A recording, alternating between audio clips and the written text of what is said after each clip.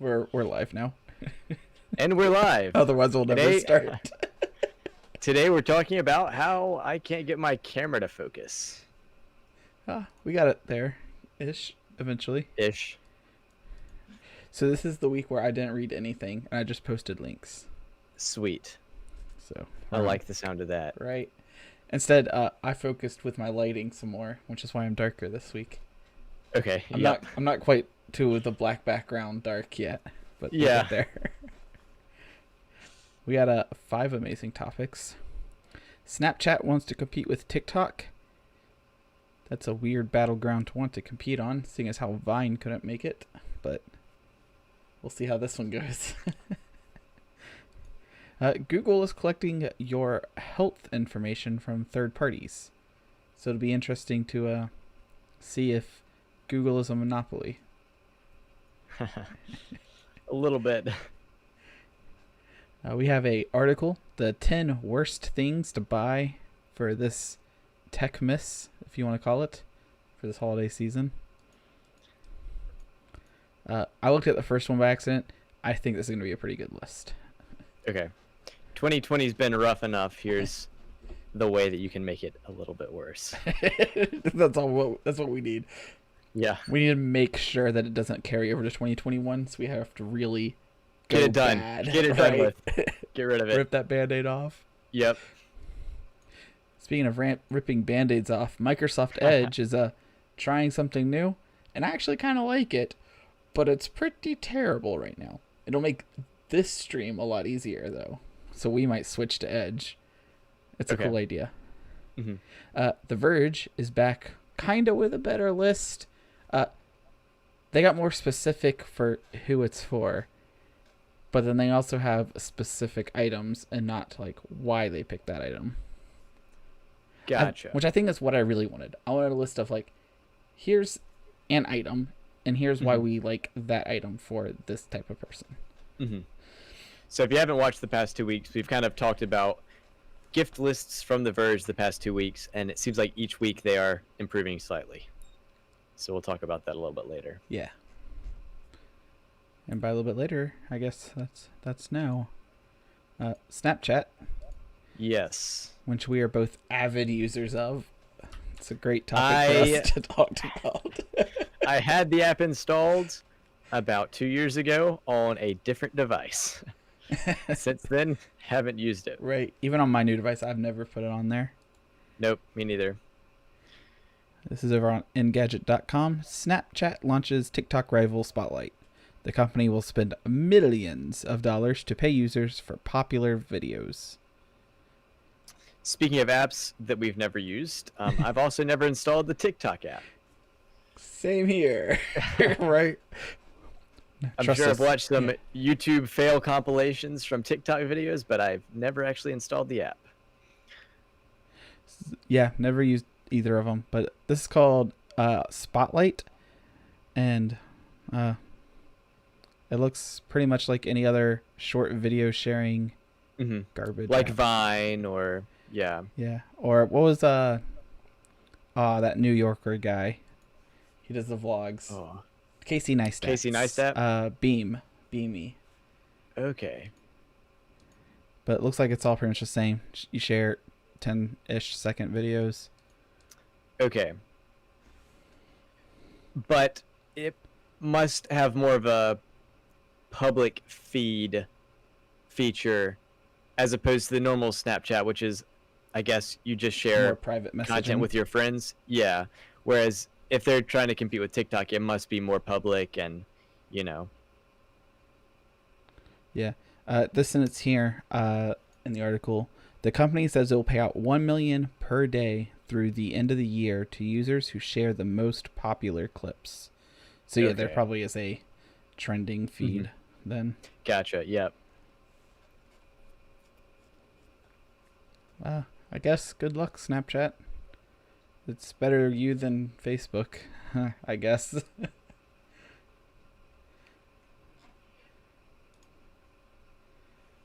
But I don't have too much more to say on that one because I don't really use those apps. Yeah.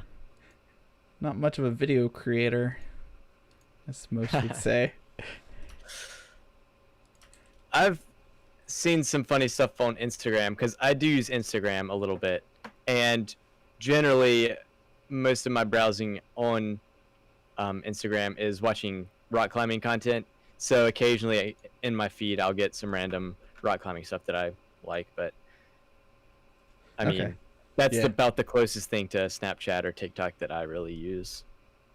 Although, actually, using the YouTube app, I've seen a lot more small, short, like 10 or 20-second YouTube videos pop up, which they have some kind of new algorithm feature.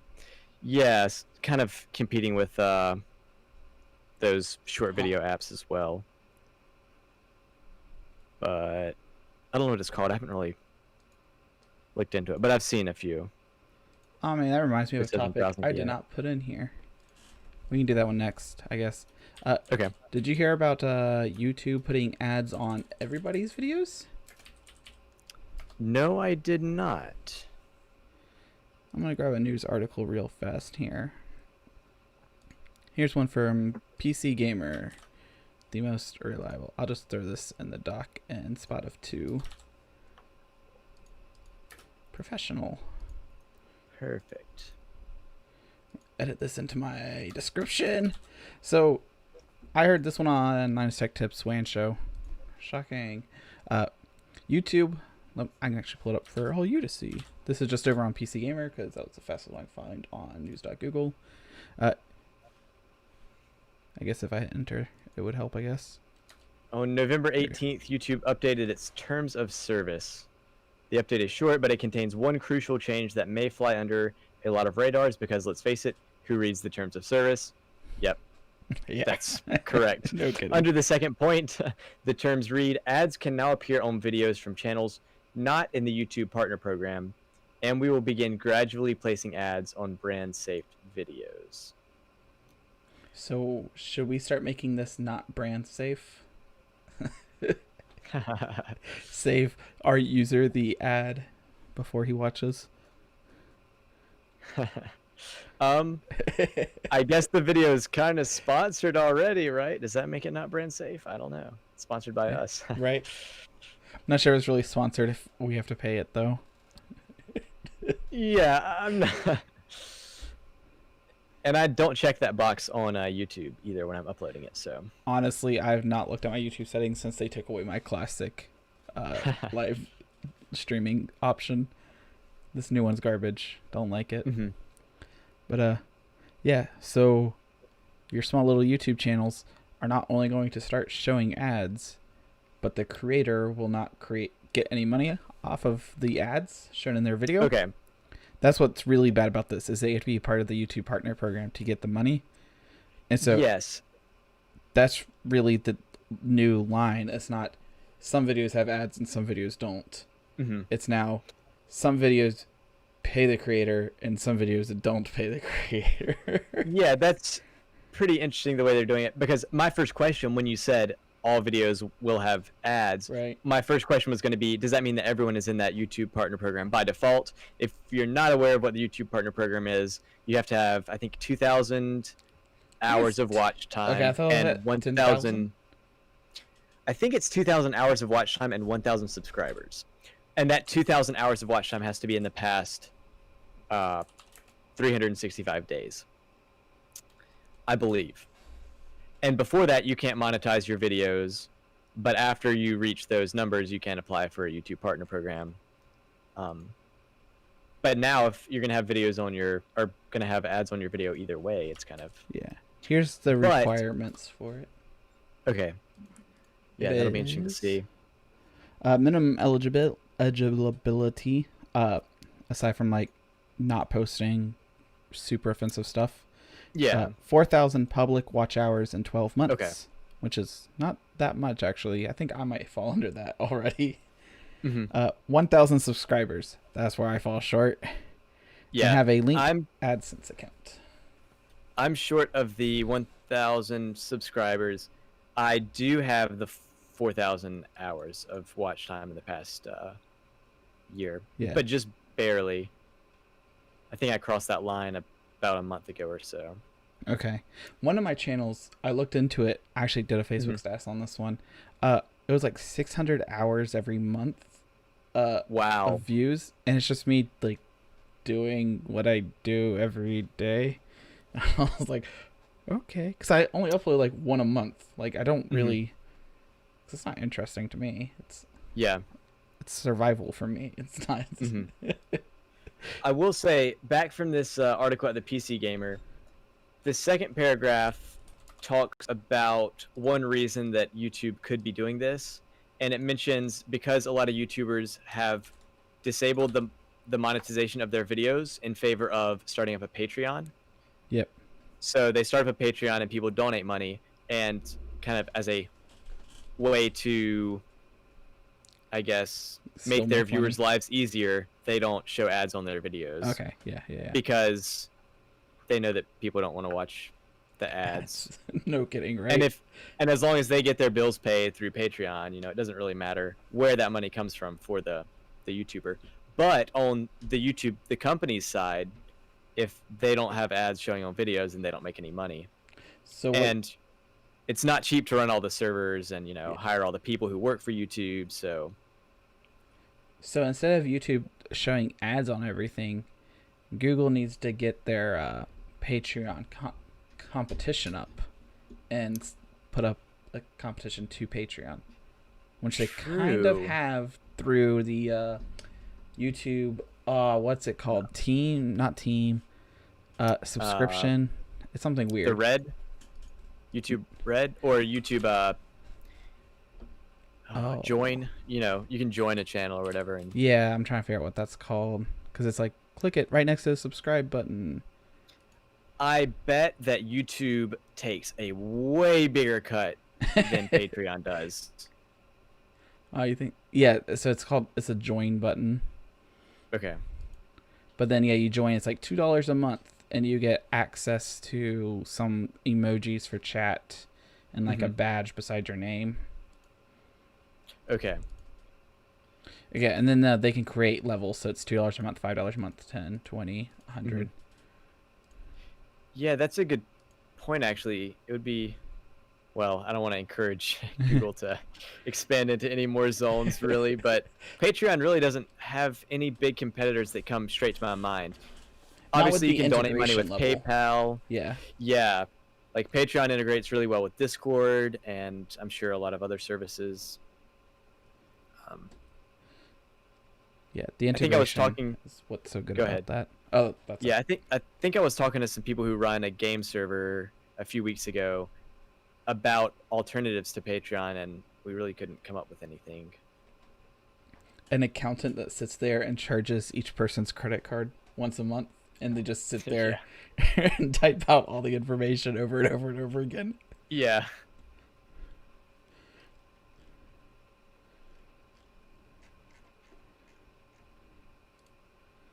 If YouTube was just going to display ads on the sidebar and stuff, I wouldn't really have a problem with it.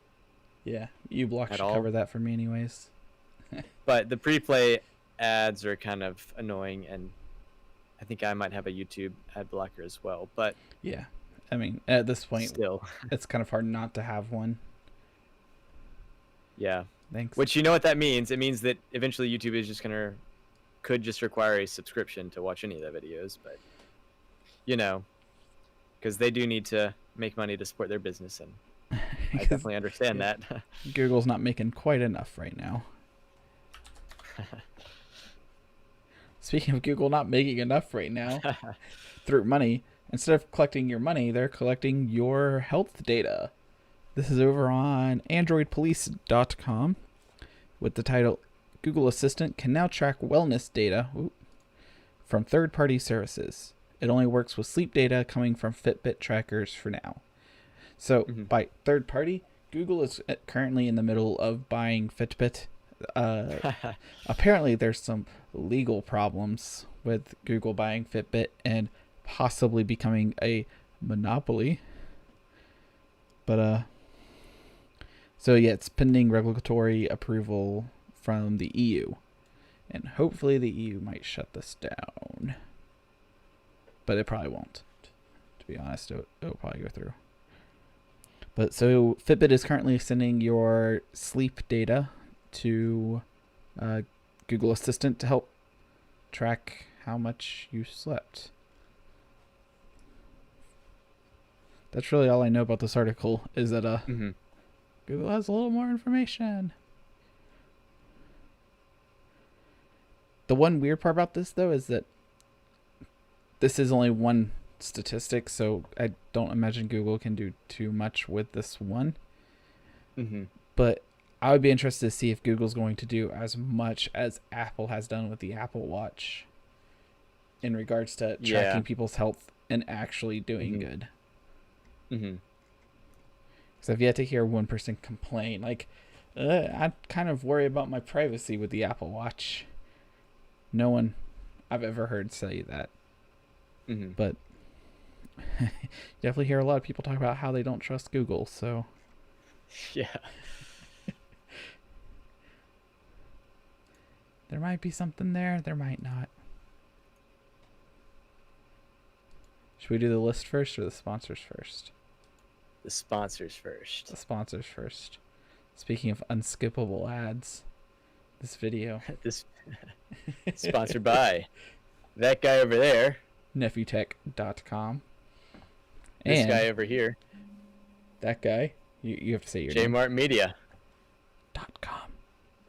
.com. I might buy jmartmedia.org and just forward it to mine just to mess with you. Oh no. What a guy. Or you could get J as in not J-A-Y but J, like the letter J. The letter Mart J. Media. Yeah. Oh man, that'd be great. Man, That speaking would be of not great. sponsored by us, if you actually watched last week's video and were like, wow, these guys kind of just yoded to the end of the video right there at the end. Oh yeah.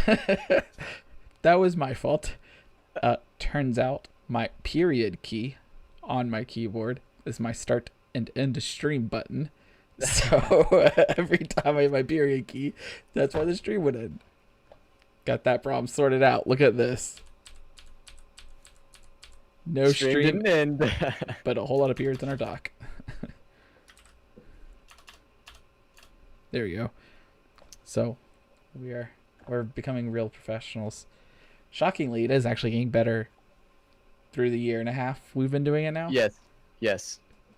Because yeah, almost every week I go back and I just like pick one and I just let it play through. Just like got to get that extra hour of view time in there.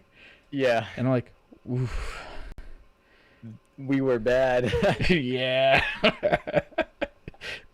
Not that we're good now. No, clearly we're not that great.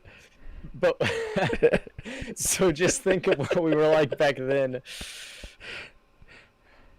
Oh, Speaking of bad, actually. yeah, right. Segue. Can't get much worse. Top 10 tech turkeys of 2020. The worst products and services of the worst year. We got to appreciate ZDNet's pun on turkey, because turkey usually means bad. Yep. Tech turkey. Thanksgiving's coming up. Good job. All right. Number 1. Facebook, Twitter, and Parler fail on human decency and controlling the spread of toxic misinformation. So that's falling under services for worst tech product, worst services, and the worst lists of 2020. Okay. According to the author of this list, Facebook, Twitter, and Parler did not do a good job on toxic information. I have not followed Parler at all, although I have seen lots of posts from people on Facebook saying, leaving Facebook, going to Parler. I'll tell you more about it off stream. Yeah, and the people who are doing that, yeah. This would not surprise me. The information listed by this author of this article, it does not surprise me that stuff goes on Parler. Yeah. I would leave that at that. But I mean, I think that controlling the spread of this misinformation is very difficult to do. So do you blame So- Facebook, Twitter, and social media outlets, or do you blame the people that use them? Well, obviously, it's the people. Because, like, Um, for as much as I hate Facebook, yeah. it's not really their fault that No, people are it's not. garbage people. Yeah, it's really not. And yeah, I mean, if Facebook's promoting these things, that's obviously bad. But But then you run into the problem then. I don't. If Yeah. Facebook promotes nothing, you fall Mhm. into echo chambers. And then Yeah. you're surrounded by everybody that agrees with the way you think, which is Mhm. usually a bad thing, in my opinion. Mhm. But that's an opinion. Yeah. And yeah. then if they don't share, like they don't give you more exposure, Mhm. then you find people with different opinions, and then you get toxic communities where people can't talk. Yeah. There's a no-win situation. So Yeah. number 2, Microsoft, Oh. the Microsoft Duo and the Motorola Razr 2.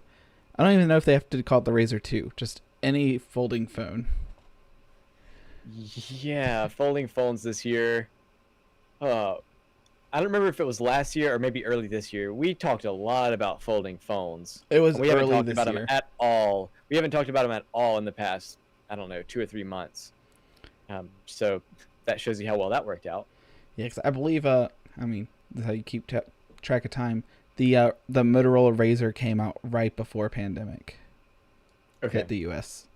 I believe that's Yeah. what it was. But yeah, it feels like forever ago.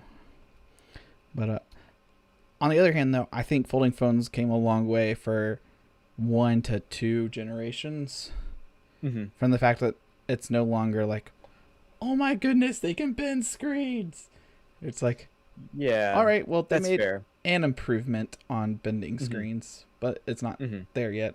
Kind of like I think camera technology has been for like the last 10 years. You're like, yeah, but we don't need higher resolution cameras. We need higher resolution displays. And like cameras Mhm. have been like pretty good. It's Yeah. like, Not any real big breakthroughs. yeah, we got the folding screen and then it's stagnant for the moment, but Mm-hmm. I don't know. I think they'll figure out better hinges in the next 2 years, and it should be great. Number 3. I don't even know how to pronounce that one. Ooh. Quibi, I guess. Burned- Quibi burns through 1.75 billion and flames out in 6 months. I never watched anything on Quibi, but I definitely saw their ads on YouTube. I never even heard of it. I make weekly tech videos about new tech news. Never heard of this. So it looks like it would compete with Netflix, Amazon Prime, or Hulu. Mm-hmm. Failed subscription video streaming service. Yep, targeted for smartphones, which is, I guess, kind of a niche, more niche than Netflix and such. Right. But The content was offered in 10-minute bursts.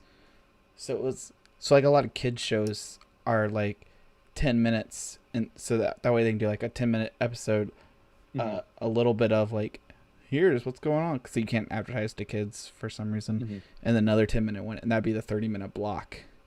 Yeah. And so that sounds like what this is, but then like Mhm. 10 minutes for adults. I don't think any adult's going to take 10 minutes out of their day, sit there and watch something and be like, all right, we're done. 10 minutes tomorrow. Looking forward to, like, Yeah. I'm going to be watching just a lot of episodes yeah, I think rather than 1 10-minute. Yeah. because like some people like that 45-minute mark that TV shows have, like Mhm. 45, 50 minutes. But then even then, with our younger generations now, it's like, why even bother sitting there for 45 minutes? I'm going to sit there for one day this month and watch 14 hours and then I'm good for the month.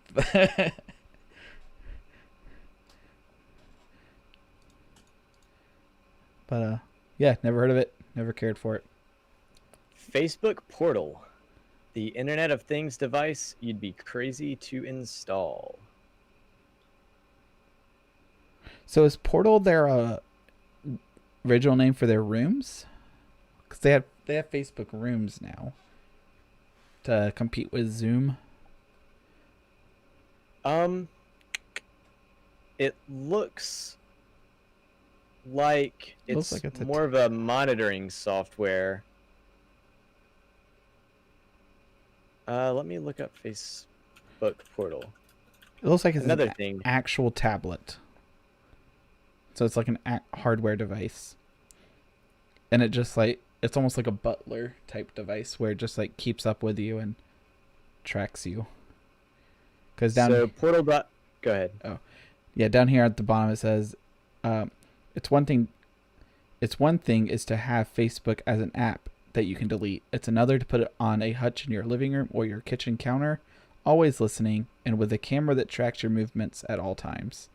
There's just a lot of creepiness, data manipulation, and privacy intrusiveness aspects to the company that I think people can't get over, and for good reason.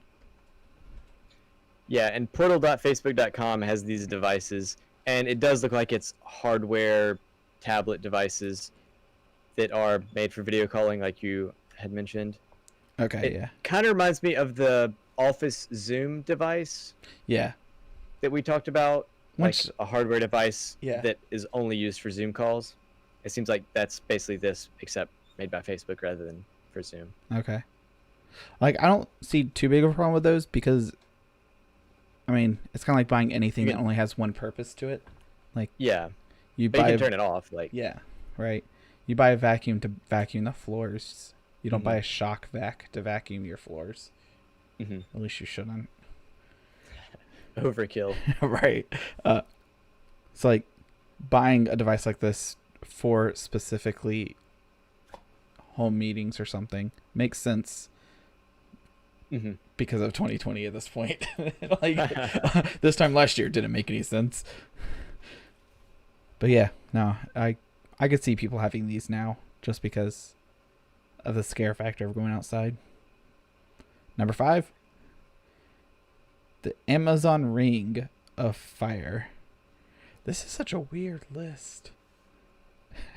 So this Amazon Ring is a doorbell, but then they also have kind of security cameras. But it appears that some of them were catching on fire. Wow. So there was a recall in November this month. 85 incidents. Apparently the way that they're screwed in, the batteries maybe puncture them or something and cause it to overheat and catch fire. Okay. So it may not even been the ring's fault, but poor installation.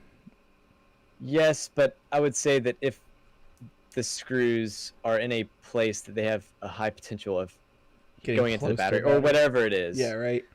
May not be the best design. So maybe be careful when you're screwing that thing in if you're using an Amazon Ring device. Google, who that worded on the cloud photo storage deal. Reneged. Short for renegotiated, yeah. I've never heard it called reneged.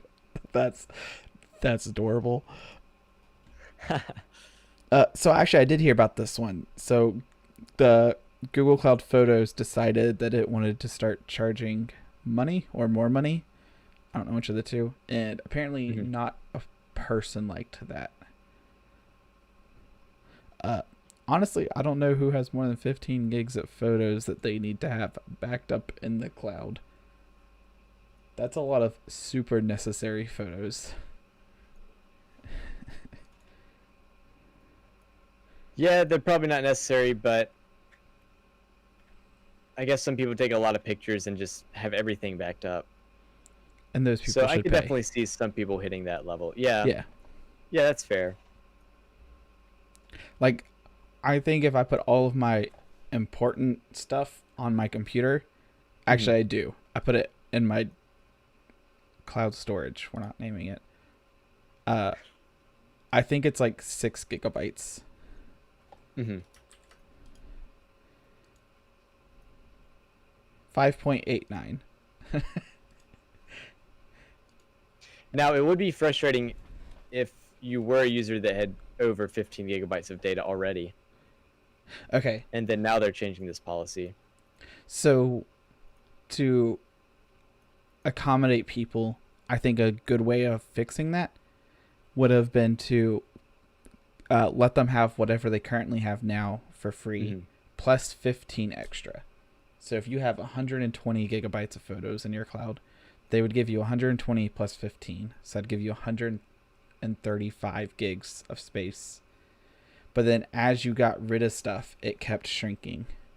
So then if you're like, oh, I want to delete these folders, and you went from 120 gigs of photos to 110, then they would also take 10 off your total, and they would shrink you down to 15 eventually.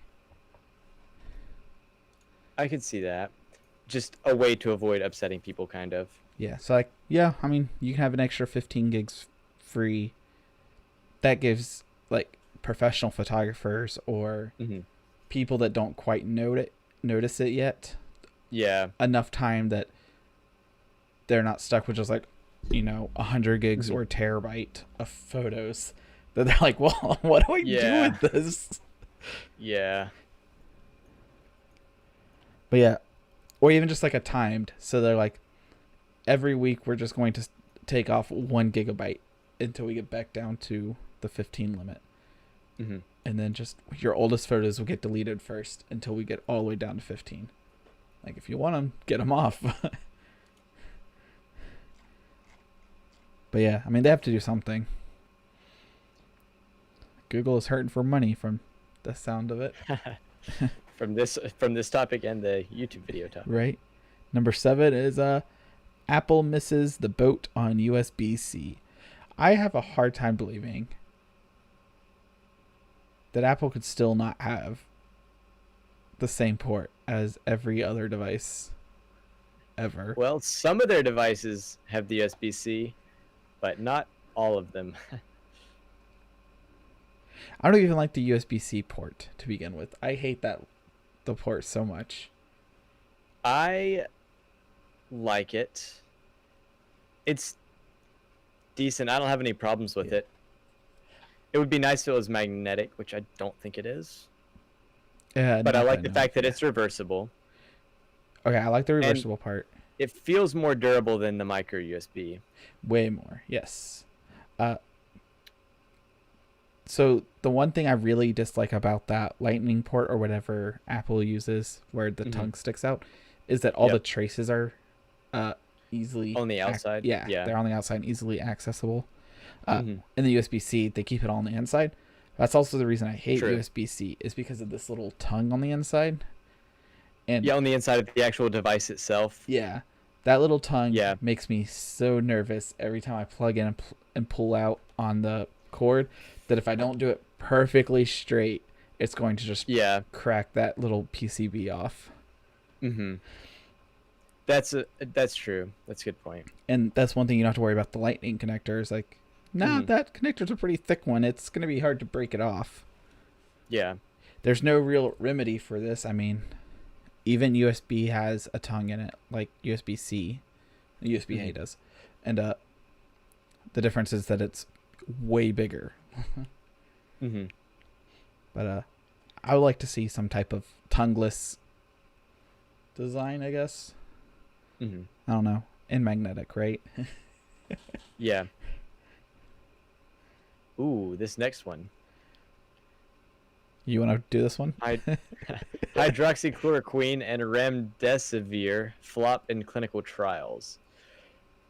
So these, hydroxychloroquine, and I'm not sure about remdesivir, but it's a malaria drug.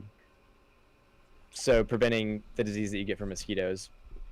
And it was thought that there was a chance it might help with the virus of 2020. But it turns out it was not a miracle drug. Hey, who could have seen that coming? And tests by the FDA and other organizations showed that it was worthless. But certain people in power still suggested people take the medicine, and that's what I'll say. Yep. Number 9. Well, come on. This isn't even tech anymore. COVID-19 contact tracing, this is tech, in iOS and Android fails to take hold in the US despite efforts from Apple and Google. So it actually does pop up on my phone almost every time I open the App Store for my updates. It's like, would you like to enable this? And I hit no. And then I update my apps so that my app will stop bothering me to update because it can't open. And I continue on with life. Honestly, if it just auto turned on, I wouldn't bother turning it off. But because it asks me, I will always hit no. But I'm kind of glad it's not forced on us, but... Yeah. So would it be considered forced if it pops up and says, due to the, the current situation in our lives, we have turned on whatever they want to call this, contact tracing. If you'd like to turn it off, please hit turn off below. And it's just 2 buttons. It says continue on and then turn off tracing. No, I don't think I would be forcing it. Forcing it would be like, this app is installed on your device and enabled. You have to go have a good day. Okay. Yeah. In my opinion. Yeah. Yeah, if it didn't do it while I was like trying to do other stuff, I think I would hit okay. But if you're going on the App Store to install an app, you're probably there to install the app, not install the tracing app. It's not even install the app, it's updating. So the McDonald's app, we're gonna go into this real fast. The McDonald's app will not let you place an order unless it's up to date. And so if you are sitting like in the parking lot getting ready to like order your food, or you want to leave to go get your food because it's like 1 o'clock and you still haven't eaten lunch, you open up the McDonald's app and it's like, you need to update your app in order to place an order. And so then you open the App Store, and then there's 19 apps that need updating. You're like, update all. And then it's like, gives you a little pop-ups like, would you like to enable the contactless, whatever, tracing, blah, blah, blah. I'm like, no, I want to order lunch. It's 1 o'clock, and I haven't eaten all day. And that's the problem. Gotcha. It's just a very bad time. Sounds like a very specific instance we're talking about here. So if they could make it not in the angriest moment of my life, ordering late lunch, I might actually enable it. And item number 10, we've got something that we had discussed very early this year. The treatment of Huawei and other Chinese companies by the United States Commerce Department. So I believe this is referencing where Huawei was not allowed to use Android on their devices. And it was like a full split between America and China for months. So I think next time I will read the lists before I just post them in here, because this is like half interesting, half not. It was more about the services rather than the devices. The devices, yeah. Yeah, I was expecting to see more things like the folding phones. Speaking of more things, Microsoft Edge. Have you read this yet? Have you heard about this? No, I have not. I am so excited about this. This is really cool. So, The Verge is telling you how to disable this feature because some people might find it annoying, which is totally understandable. It is annoying right now. But Edge has a new feature that Chrome does not. And Edge runs on the Chromium base, which is amazing. That Edge was like, yeah, and we're going to add features. And they're actually like doing something good. So they're changing the way. So like if you come up here and you copy a URL like that. Usually you'll just paste like this again. It just pastes what you copy. But Edge is now making it so instead of seeing https://www.theverge.com/ you'd see something like The Verge. Oh, so you're actually posting a hyperlink. So it's copying as hyperlinks. Mhm. And that's super cool if it did like this. And even like The Verge, Yeah. whatever the dash is called. Can't remember the Mhm. name. And then like the first two words of the headline, which Mhm. in this case would be useless, but you know, some way to like tell a little bit more. But right now, the problem with it is that it does something. So instead of doing twitter.com/verge/status/this, Mhm. it does The Verge on Twitter. A different Super Mario Bros. Game now holds the title for most expensive ever sold, and then a link /Twitter. The problem is that is worse than this at that point. All right, the super long It's super one. long. Yeah. And Okay. so I think Edge is onto something amazing with being able just to auto copy as a hyperlink. Yes. So on the, my first thought is, wow, I think that I would immediately disable this, but it might actually be helpful for things like our document that we use Right. for the stream. We can just copy the URL, paste it in our document, and we'll already have the title and everything, so it'll be easy for us to remember. We won't have to look at the link and read the link and see which article. Yep. We're And for the clicking people on. that don't know what our document looks like, if you look at my description, everything between the date and the squiggly lines is how our document looks. Which just Yep. So we have a title of the spaces. article and then the link, basically. Yeah. Yeah. And Google Maps has a similar feature to this. When you go to You share this route. yes, when you share it and you copy it, and then you paste it, it generally says, you know, the title of the place, and then it pastes the address, the phone number, and then a link to that Yep.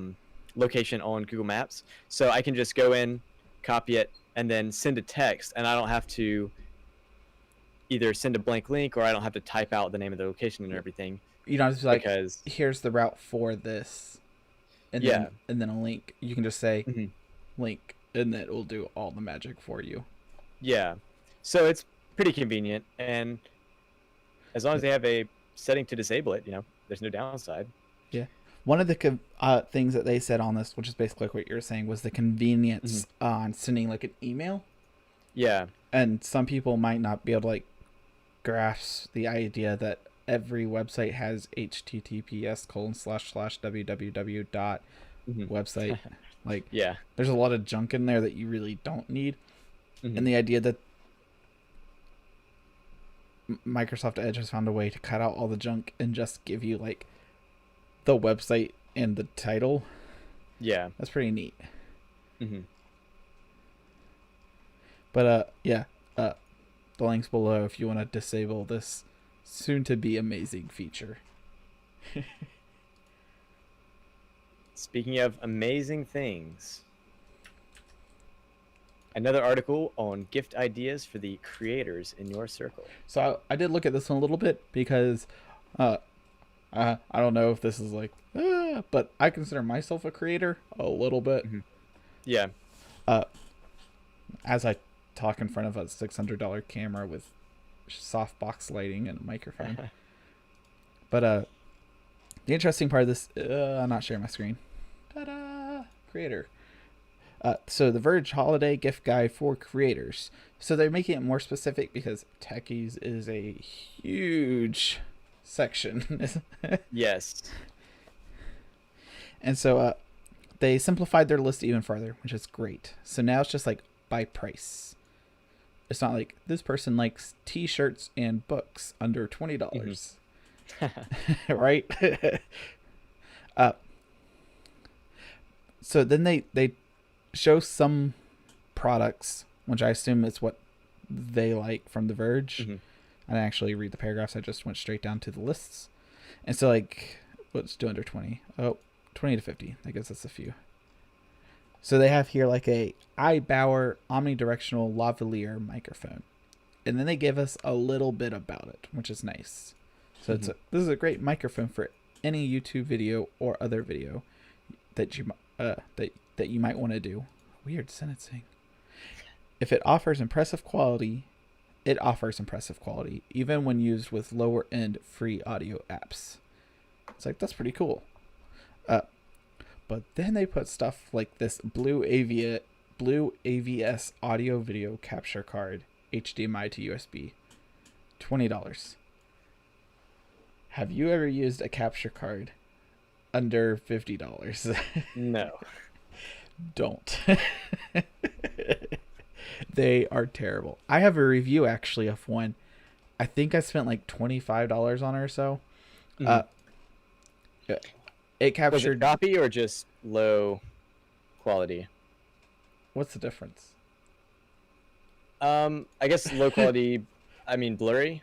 Okay. As opposed to choppy, which is Yeah. So frames not. Yeah, at that time I was using my other DSLR that's at my business. The Nikon 5300D. Okay. And that can do 1080 60, I believe. 1080 60 or 1080 30, one of those. And that capture card, if I remember right, was 720 14. 14 frames per second? So. Yeah. Wow, that's pretty bad. There's a video of me reviewing it somewhere. It was miserable. And it was something ridiculous. It was like an 8-second delay from what was the video versus the audio. Oh, wow. And so there's no way. Like, this one, I guess I can do like a snap because it's pretty close. Like, there's no delay between when I'm snapping in the corner of my eye versus what I see on OBS. Yeah. There's zero delay on my Elgato something Pro, 60S Pro or something like that. On my other one, though, my other capture card, it was like an $80 one, and there's a 1 second-ish delay on it, which is a little aggravating, but... So, I really like Elgatos at $100. Those are really good. It's like this, I really couldn't recommend to anyone. And then they have these weird things, like a headphone stand. But that's also coming from a guy that has... monitors to put his headphones on? I have a 3D printed headphone stand. It's pretty neat. Oh, I was just sharing my screen for the this weird headphone stand thingy. So, I mean, yeah, it is nice to have something to put your headphones on. But before, I was just setting them on the desk, so it wasn't all that big of a deal. There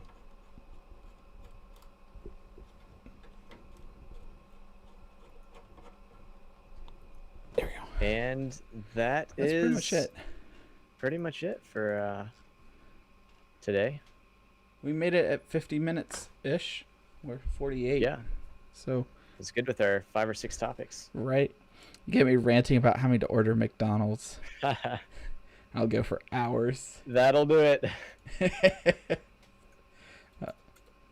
Next week, we'll be talking about all the deals you missed and that we successfully purchased, I guess. There's not going to be any. Have a good Thanksgiving. Oh, yeah. We'll talk about it next week. We're talking about have a turkey tech day. Right. Don't need a digital turkey. Or an alive one. Make sure it's properly cooked.